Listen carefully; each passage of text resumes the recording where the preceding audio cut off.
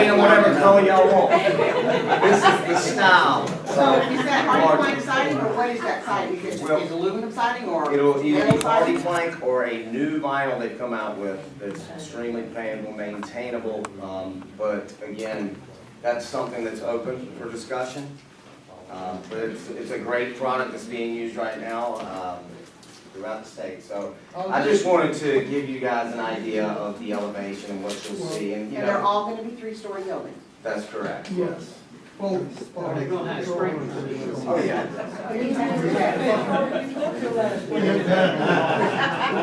Oh, it's a continuation. You know, Okay. it's gonna be spread out, because we have 27 acres of land, so we have a pretty good amount of land to work with. To buffer for you guys in the back, I mean, there's gonna be a pond right here and a clubhouse in here we're thinking, and so we'll have this buffered off, beautiful. How many parking? For, Let me sort of ask y'all if you would allow me. Matt, you want to, Yeah, so I just wanted to comment on your point, sir, and give you this some is more Matt Newton, clarity. if y'all don't know, this is Matt Newton. Yeah, I'm our city council District one representative. for this area. Yeah, so I just wanted to give you sort of a little bit of clarity on the process, and I think it can be nebulous if you haven't been involved in it before. So what will happen, and this is a rezoning petition, all rezoning petitions, if you want to develop a piece of land and whatever you want to develop is consistent with current zoning, then you don't have to go through a process of getting a rezoning to do that. But whenever it's not consistent, then you have to file a petition with the city, and then that has to be approved by city council. So moving forward, and with a type of petition like this, a city meeting is required. But moving forward, there will be a hearing, and that hearing will be before city council, and the community will have an opportunity, prior to that hearing, you can call the city clerk and sign up and speak if you would like. And then, normally what will happen is a month later, the petition will come back before us, at which point we will vote. Do we know, so Walter, the hearing on this is going to be in Yeah, I March? ran over this right before you came in. Okay, so March 19th. March 19th, down at the government center, and anyone in here can call up the city clerk, and I would encourage you to do so if you have concerns. I think for me, and so I wanted to touch on 2 points. One that I'm hearing a lot of concern pertaining to is population density. We have one of the highest levels of population density throughout the entire city, if not the highest, right here on this corridor. And that's what's leading to a lot of the issues that we're experiencing with traffic. And then the second point here that I have some concern over are our schools, and how this is going to impact our schools. This is going to source into Hickory Grove Elementary. I don't know, because I haven't heard from CMS yet, and I'm sure you guys probably haven't either, but we'll find out the population of Hickory Grove Elementary to kind of find out where it's at.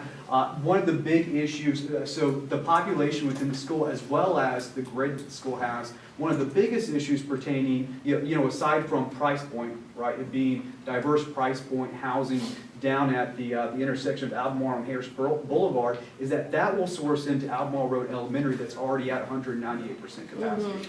So that, Before you go go trail. any, yeah, before you Yes. go any further, that was what one of my main concerns was, because my son goes to Hickory Grove, and it's bad. Almar Road Elementary, bad. They're already struggling as this. So my concern as a parent and as a homeowner for the last 20 years in this area is by bringing this in, they're already at, I think, 30-to-1 ratio already. They can't keep teachers in there. My son has had 3 teachers this year alone, 4 teachers last year in 2nd grade, because it's constantly moving in Hickory Grove. So by bringing all these other people in, bringing in low-income housing, Section 8, so to speak, it's just going to make it even worse and harder for my children and other children here that are trying to advance, that aren't in a middle-class home at this point and want to be more successful as themselves. They can't up the classes. I know in Eastland Mall area, they're building another school there, but because of the mileage, they can't go to that school because it's too far as miles, the way that CMS has everything zoned.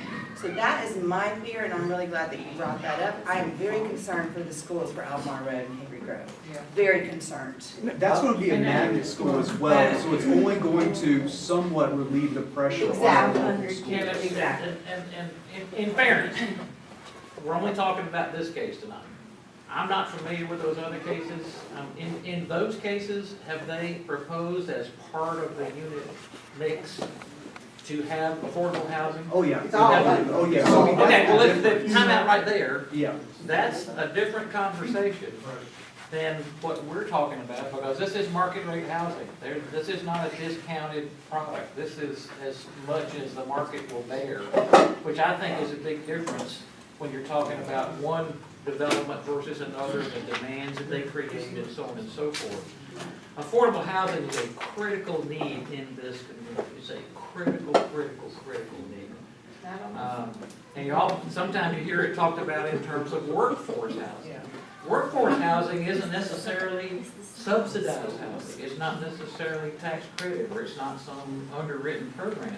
That's school teachers and firemen, policemen. Oh, and please folks don't like use that. that entire. Well, it's not I a- hate to be rude, but please don't use that. We've been down that road in the east Yes. side. Okay, And I don't, take that out of the discussion, because I don't want to hear it. that's what I was trying to do. Teachers, Take you it show out. me where that majority of those homeowners are gonna be teachers and firemen, and then I'll believe you, I but they're agree. not going to, so That is- don't go down that road. That is what I hear when I go and listen to the city council discuss Well, their that may be the concerns city council, but about on the affordable east housing. side, it's not. And Exactly. workforce It is not housing, a- yeah, but there's no jobs on the east side, so where are they gonna work? Yeah, that's my question, is because everything that's being developed right now is housing. I have not seen one single plan to bring any type of industry into the east side. Well, I'm working on one, but it's not far enough along yet, and I can't. Well, it doesn't count. For But what I it's just, I worth, want to be really clear that I understand your concerns. Like I said, when I first moved to Charlotte, I lived in Ottawa Farms, and my son walked across the street to school every day. So I started my life in Charlotte in this community. But that project has a different set of circumstances and requirements and It's just down the demands. street though, it's down the street. Kids are gonna be going, their children are gonna be going at the same school. Yes, the kids that in the area that they're building, they're gonna be going to those Not schools. disputing, not disputing. So my concern is not the building, because I want that area cleaned up and I want it to be beautiful, and they are very beautiful. And I'm glad with the way the red's gonna be and everything like that, because I feel like that's gonna make this side come up a little bit better. I am very concerned for our children in Albemarle Road Elementary and Hickory Grove Elementary. And I just wanna know what the impact is that you guys have worked with CMS in regards, because you're saying in a year or two, correct? The one thing I can tell you is we're gonna have 30 to 34-ish, 3 bedrooms, which is a little more family or single mom oriented. So that's gonna help a little bit with our unit count, but we have not gotten too deep into it. We've just been working with the That's my planners right now. concern, It's also important for y'all to know that every single residential zoning case is sent It's to bad the on school this board. side. Yeah. And they review it, they send back a memo to the planning department that says, these are the schools, these are the current capacities, this is what all this stuff means. That's part of the package of information that's available to the city council, it's available to the public on the planning department's website. For this case, as soon as that memo comes in, it goes on the website. We haven't seen it either. It's a comment that should have been in this package of stuff that we got a week or so ago, but it's not. Because even with a three-bedroom, single mom of 5, if she's got 3 boys and 2 girls, it's easily, as long as all the boys are in one room and all the girls are in one room, that's all the law requires. Doesn't say how many kids per room, it says as long as all boys are in one room and all girls are in one room. So then you've got 5 kids going into an elementary school that are to be between the age of 5 and, what, 10? 11. 12? 12. 5 Well, to yes, 12. because elementary stops at 5 now, so 5th grade, right. 5th grade. So, I mean, my son's 9 and he's in 3rd grade, so that, and I get that, but that's where my concern is, like I said, I love the idea of cleaning it up, I think it's gonna be great, it's gonna be beautiful, I'm just so concerned for these schools. And then you also have to worry about Independence High School as well. Let me sort of get the get down to the dull roar again, where we're getting close to the time that we have to give the room back to the church. But this gentleman had his hand up, and then I'll come back to you. Yes, I have a question. You want to beautify the area and everything. Where's the nearest public park? How come you just do that with that property? A public park for kids to go during the summer, Yeah, well, it's really great. or even during the weekends and That would whatnot. be something you have to take up with the parks folks. You mean it can't be, shopping. so, I mean, the parks department builds the parks. It's the county. So for, this is a 20-some, I had no clue about that. 35 acre site, it certainly would be something that, it would be of a scale that they would have. Yes, ma'am. Well, I understand everything that you're saying, between, and I know these two complexes are different, but between the two, we're talking 488 more cars, just nothing but cars, and that's one car per family. The area has nothing to, like this gentleman said, where can the kids go to play basketball? Or where can an adult go to take a walk on a trail somewhere? There is nothing over here. So when you don't have anything over here, and you're bringing in all this many people, you're gonna have problems over here. Yeah, but that's the city's fault, not zoning. And it is, There's apartments and the problem. yes, they have a playground, but you're gonna put 488 kids, or 288 kids in that one playground? Tax Records Partners for Parks owns this. I had it under contract with Bill Town Homes, and they took the money, and this was originally donated, it was supposed to be a park, the property next door. But it's not only that, there's no shopping over here, there's Well, nothing. someone first needs to come and invest in the community and bring something so others will follow. Other than a- $35 million is an investment we'll probably be making here. So, I mean, I understand, schools, very important. Traffic comes with growth. Where do you live? But, Where do you live? He lives in Raleigh. what's currently there and what we want to do, there's a need, and but we won't work with y'all anyway, and the school's something to look into for sure. Let me ask y'all,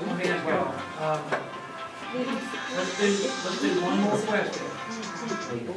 And, city council always gets to talk.